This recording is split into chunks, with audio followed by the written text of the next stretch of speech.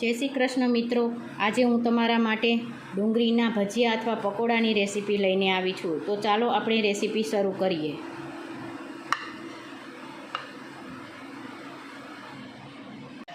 આટી બનાવવા માટે આપણે 1 કપ ચણાનો લોટ લઈશું.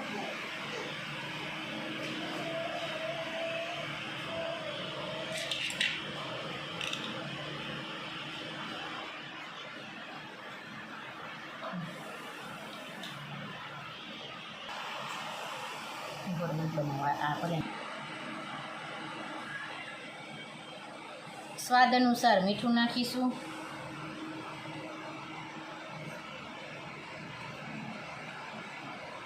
અડધી ચમચી હળદર નાખીશું.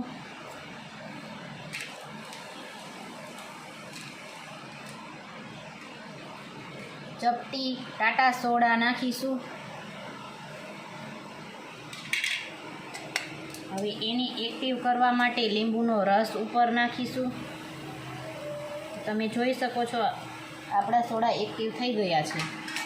હવે આપણે એમાં થોડું પાણી રેડતા જઈશું, થોડું થોડું કરીને, અને સારી રીતે હલાવતા જઈશું.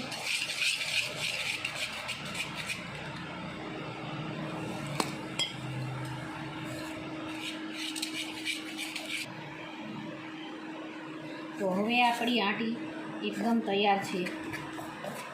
આપણે આટલી થિકનેસ રાખવાની છે.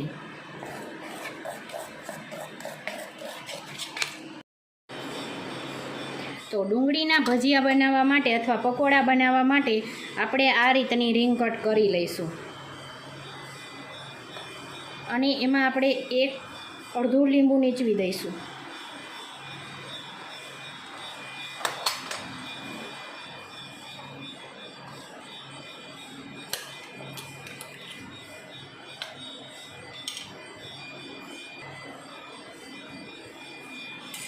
સ્વાદ અનુસાર મીઠું નાખીશું.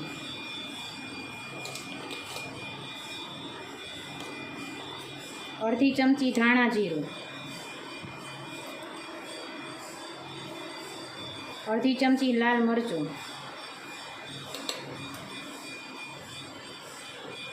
હવે તેને સારી રીતે મિક્સ કરી લઈશું.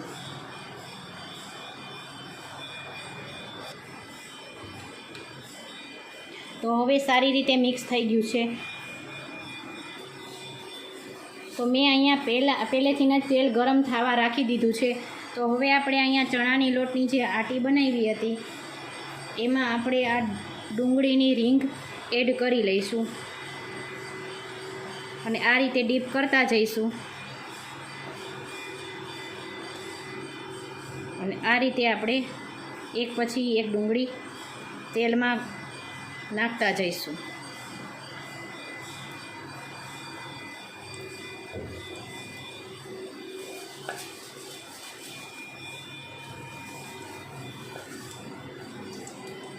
તો તમે આ રીતે ડુંગળીના નવીન જાતના પકોડા બનાવીને બાળકોને ખવડાવી શકો છો.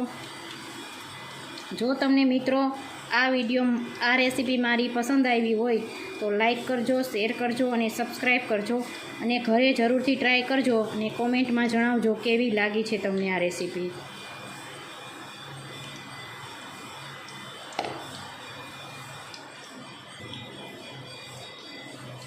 અને ડુંગળીના ભજીયા બનાવતા હોય ત્યારે હંમેશા ગેસ ધીમો રાખવાનો છે. આ રીતે હવે આપણે પલટાવી લઈશું.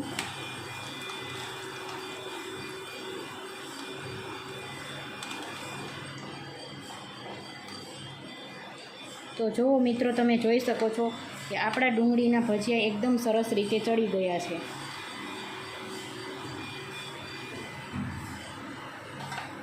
હવે તેને આપણે એક આ રીતની ટ્રેમાં ટીશ્યુ પેપરમાં કાઢી લઈશું, જેથી કરીને તેલ બધું નીતરી જાય.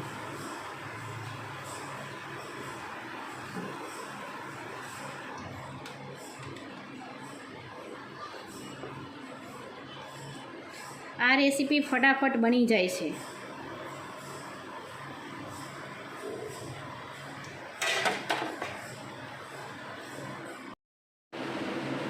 તો તમને કેવા લાગ્યા મારા ડુંગળીના પકોડા? તો આ રીતે જરૂર ઘરેથી ટ્રાય કરજો અને અમારો વિડીયો જોવા બદલ થેન્ક યુ.